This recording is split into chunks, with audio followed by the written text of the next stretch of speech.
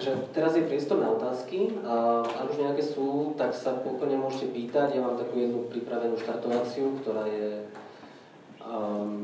taká, že chce zaťať do živého. Mnohé školy na Slovensku, ich vedenie a učitelia nie sú spokojní s tým, že sú zriadené samosprávy. Si myslíte, že to nevedia robiť, alebo nechcú, alebo nevládzu. Druhá vec je, že samosprávy zdedili školy v nedobrom stave.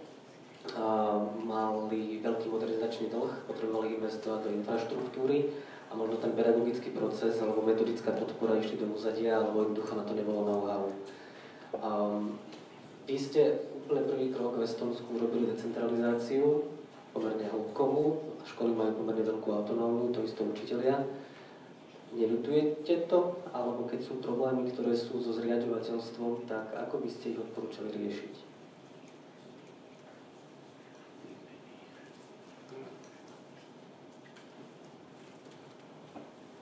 I think that it's a question which level of education you are managing. I think the primary education or basic school should be as close to a community as possible. So I think it should be managed by a local municipality, because it's so natural part of a community. In Estonian case, many municipalities, half of their budget is actually going to education.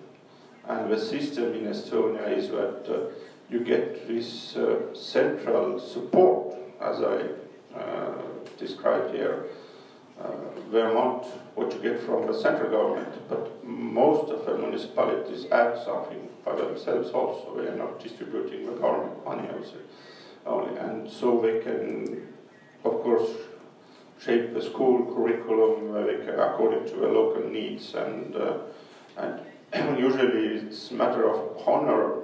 It's very honorable task to have a school and to run a school. So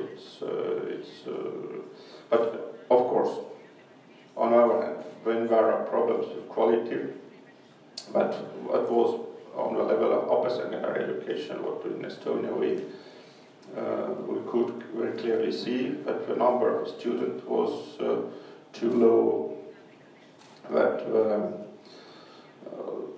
you could see that the brightest went away to our communities or bigger cities, and then we had to interact and say that it's not normal that way.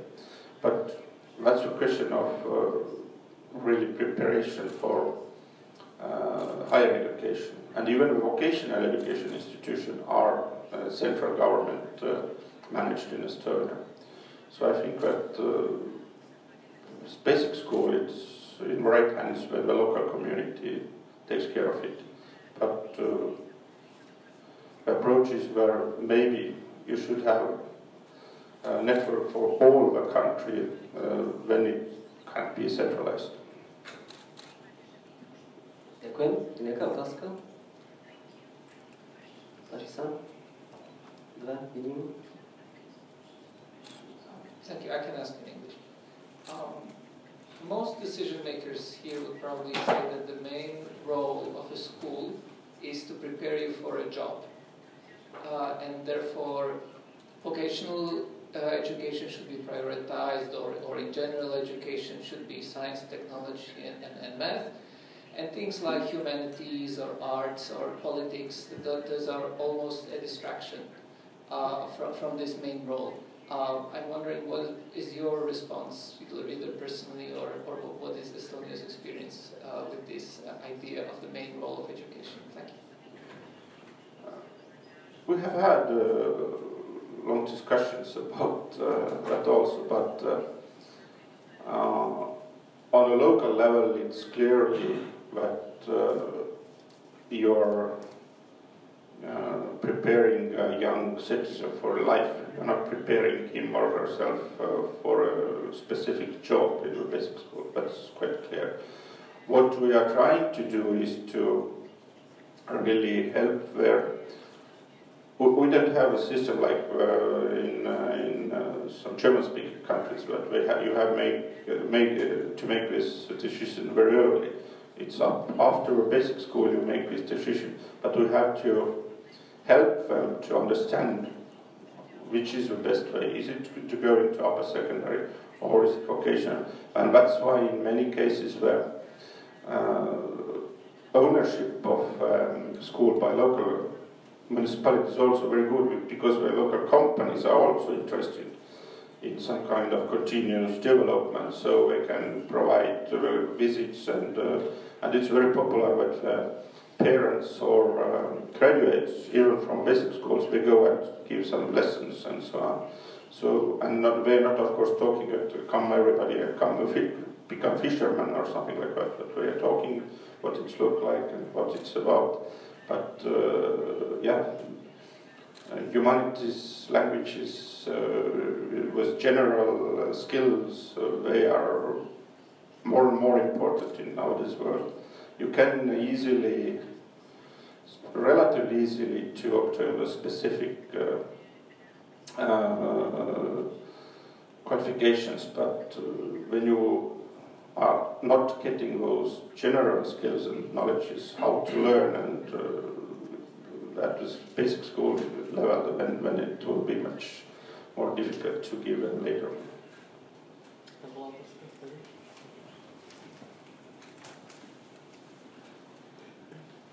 Dobrý deň. Ja mám dve otázky. Prvá je, ako sú žiaci spokojní s prostredím a so vzťahmi, akáže sociálna klíma, alebo počuli sme, že máte dobré výsledky v PISA, či za to nie je zaplatené nejakým spôsobom, diskomfortom, tým sociálnym alebo emocionálnym, že chodia radi do školy a učia sa deti radi? To je prvá otázka. A druhá je, že spomínali ste, že váš vzdelávací systém budujete tak, aby zodpovedal potrebám krajiny. Ako špecifikujete, alebo viete, že aké budú potreby krajiny o 10 alebo 15 rokov, keď žiaci vyjdú zo školy? Ďakujem.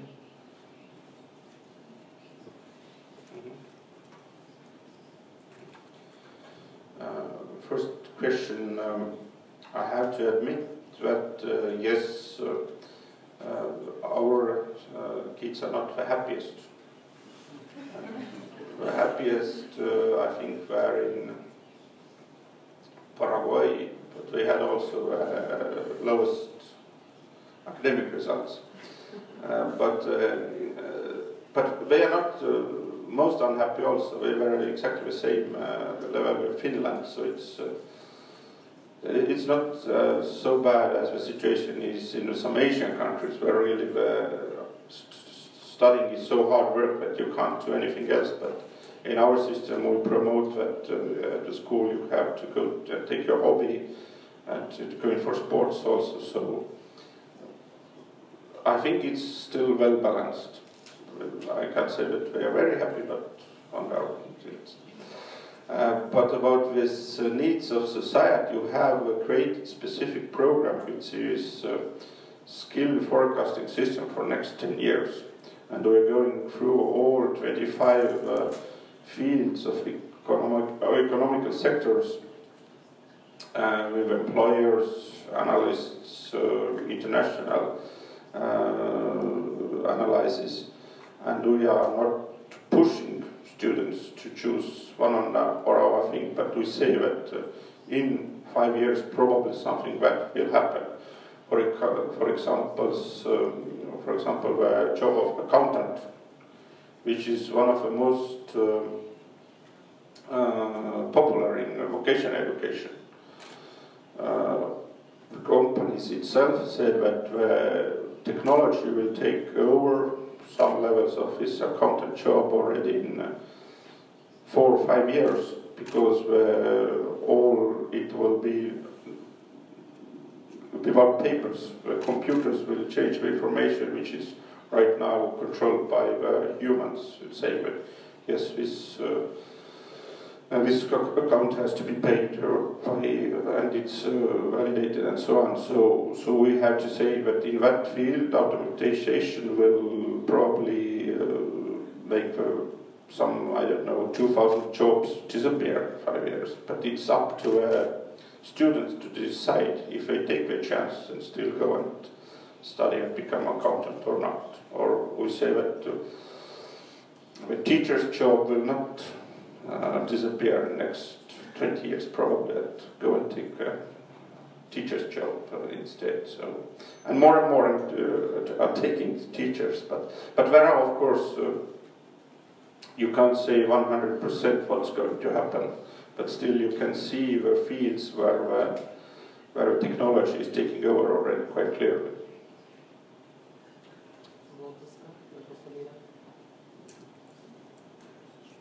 Thank you very much for your presentation. I have 2 questions. You mentioned that you underwent several changes in the area of professional development of teachers, and currently there are 4 levels of professional standards, but they are not linked to the salary.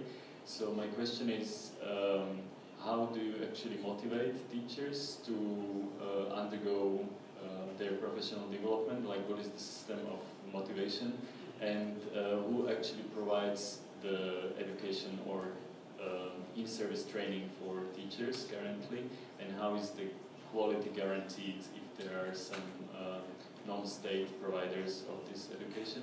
And the second area that I want to ask about is the salary. You mentioned that you managed to gradually increase the salary, and you also mentioned that everybody agreed that it's a good thing to do. We have this debate currently going on about increasing the salary of teachers, but there is some kind of resistance of the society to actually do that. Like sometimes it's not that clear, you know, that we should do it. So how you actually manage to undergo this, like to find this political decision to increase the salary, and how you manage to provide the support of the public? Thanks. I start from the end. I think that the teachers really managed to show them as the real professional, which had to hold a master's degree, and the results of the system are also quite good. And of course there were some demonstrations and so on, but they were not violent in any way. They were very cleverly made, and think that really all the political parties understood in that we can't just continue the way we have been saying, but yes, your work is very valuable, you are doing, your mission is very important, but unfortunately we can't pay you more than 600 euros. But I think that people didn't believe it anymore also, but it was well accepted in the society that now it's time to raise the salaries. And now when they are already above the average salary anyway, and the teachers already even young people are really thinking about when everybody takes it quite normally, but that's the case, and it's not.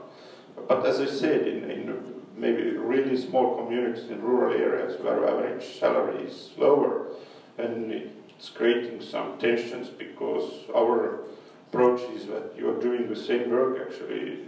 It doesn't mean if it's big city or in the smaller. And if in the big city they want to add from this municipality or town budget, when they can do it, it's not our problem, but we have to guarantee the minimum wage everywhere. So I think that it was somehow national agreement that we have to raise this teacher salaries, and we continue to raise it again. Next year it will be again at least. The minimum wage will be at least 100 euros higher. This 100 euro step has been already accepted by many sides. As you asked about continuous training, usually it's of course universities, but schools can order from which provider we want, and that's we're not controlling. But then we have government foundation, which is also providing courses, and they are controlling. So we don't have to provide the university courses when they can take from ever about IT or about management, and when they are controlling. But if a school is doing itself, when we say well, you can do it, it's your decision. So, and your first question was about what? What? Quality assurance. What was the same answer? When it's with universities, of course, many of the students or teachers are not satisfied with what universities are providing, because we say that it's too theoretical. I think it's all over the world when they say that we need more practical, and especially in cases of Estonian as second language or inclusive education, we really want to hear from somebody who has been in practical working, because unfortunately many of the university professors, they don't have everyday contact anymore. So we have to combine somehow this theory and practice, and what we have done was something not exactly what you're doing, but it was a little bit with the help of the Ministry of Education, but we started some kind of movement how to give best practices from each hour. So it was started by the ministry, but it went around, so schools really went to see how a neighbor is doing, and then some kind of seminars and so on. So it was very important to exchange the practice, and it has been quite successful, I think, because we do really have different approaches, and how to get those common goals that we have with different approaches is very important to share.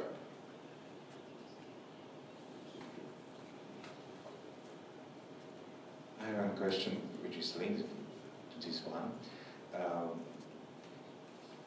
What is the main point of professional development for teacher?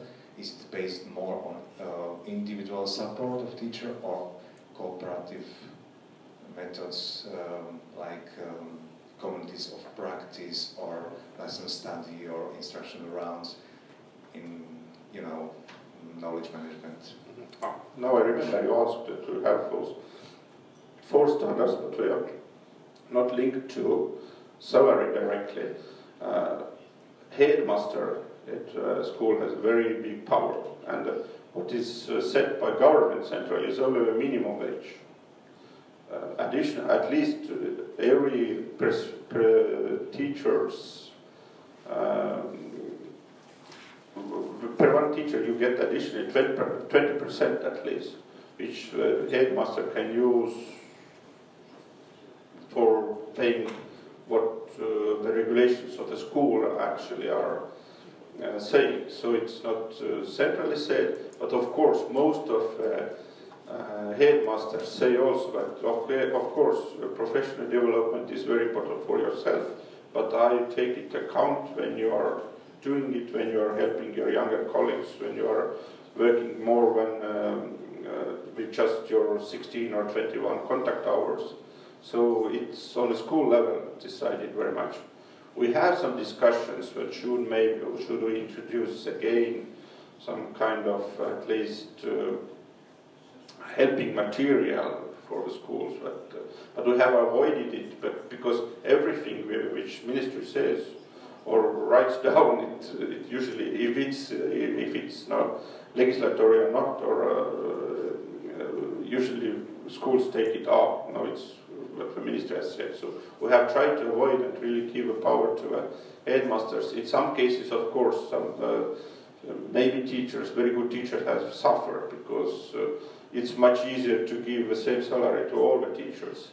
But on the other hand, you can see also from the results of the schools that sometimes maybe we need to change the headmaster. My question was about the main approach to professional development of teachers. There are, in general, two ways. Very individual, like in Slovakia, one teacher decides for a special further training and he passes it and so on. But there are developing countries like Hong Kong and so on, which in which the further development, the professional development of teachers is based on communities of practice, of lesson studies, of instructional rounds, and so on.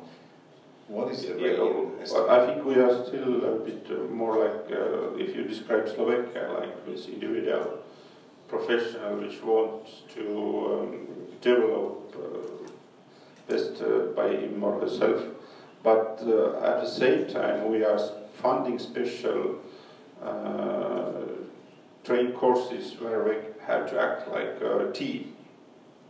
So of course we are trying to say that this cooperation is very important, and of course the system in Singapore is based on this cooperation and integration system. We are not very successful yet, but we're working. But usually the individual development of a teacher is in his or her own hands, but we are trying to support more and more these collaborative approaches.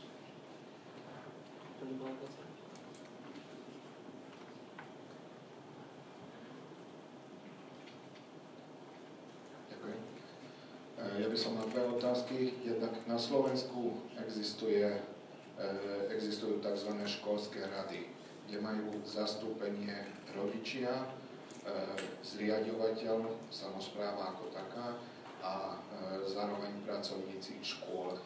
V niektorých prípadoch pri stredných školách aj študenti. Či existujú aj v Estónsku školské rady, to je jedna otázka. A druhá moja otázka je, spomínali ste ruskú menšinu a ich školy. Kam patria, kto je zriaďovateľom týchto škôl národnostnej menšiny a či oni vyučujú výlučne po rusky a popri tom sa učia aj po estónsky, alebo len niektoré predmety sú v ruskom jazyku, ako to funguje na jednotlivých stupniach školstva. Ďakujem.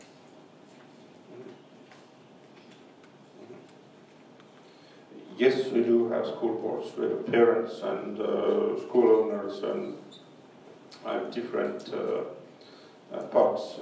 They don't decide about the content of education at the school, but still a lot of questions about, I don't know, provider of a school lunch and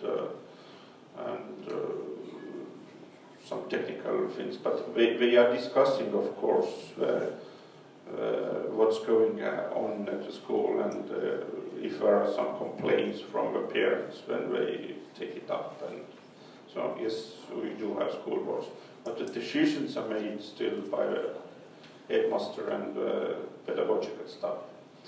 And about the Russian minority, the schools are owned by local municipalities in that town or community, and they can decide if they want to teach in Russian on a level of basic education or not. But they learn Estonian, of course, because we don't have Russian upper secondary education. So if they want to continue, they have to learn Estonian also. So most of education is in Russian, but they have so much Estonian that they can continue. I have two questions. One is, who are the headmasters? So, and how are they trained to become headmasters? Are they teachers? Are they managers? What are they? And the second question is, what's the role of practice or practical learning for the future teachers, so for the students who are the students of pedagogical schools? So how much practical learning, when does it start, and how is this organized? Thank you.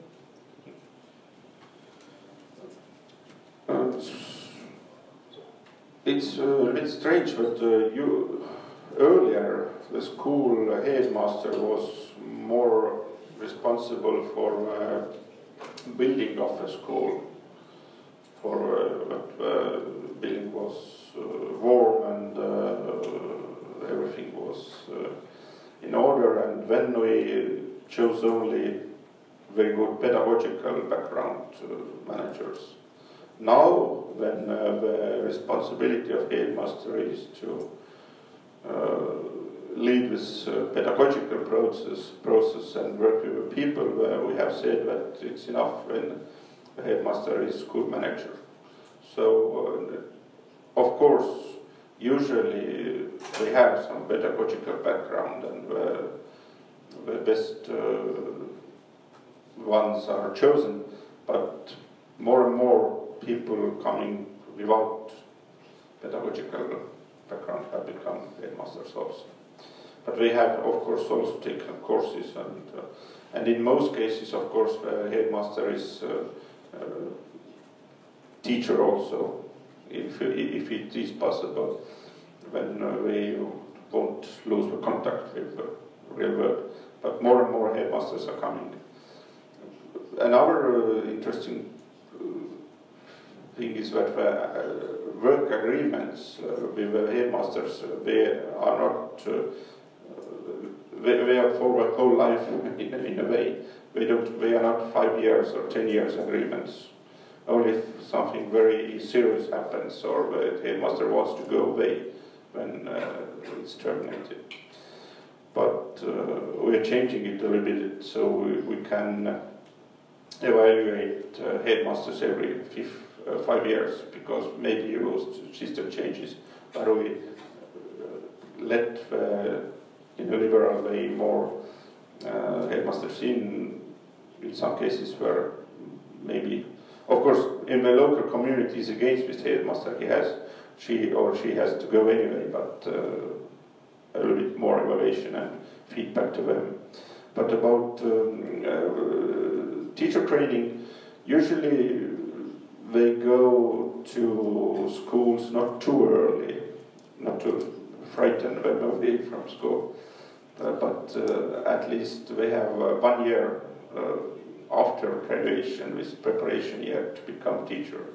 So they might go already earlier, second or third course at the university, but it's a short time just to see what happens. But usually it's after the graduation when they get this supported mentor year.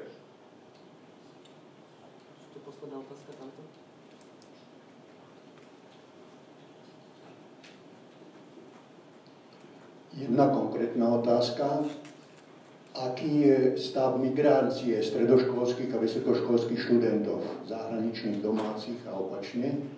A druhá, taká provokačná, že všetci sme produktom vzdelávacieho systému, alebo akademikov, aj politici, ale zvyknutí sme za tento patologický stav obviňovať politikov a nie tých, čo politikov vychovávali alebo vzdelávali.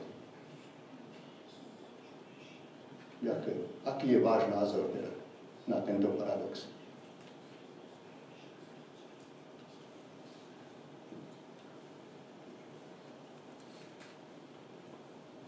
First question was about migration of students in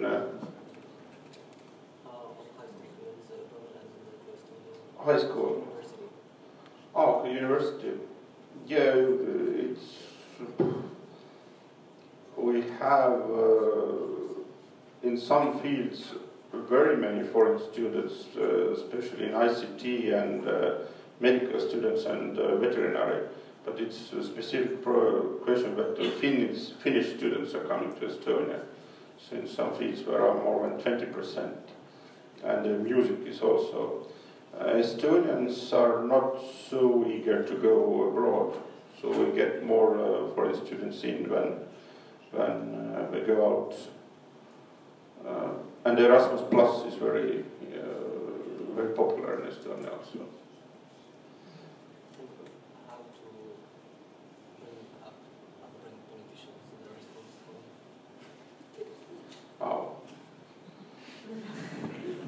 It's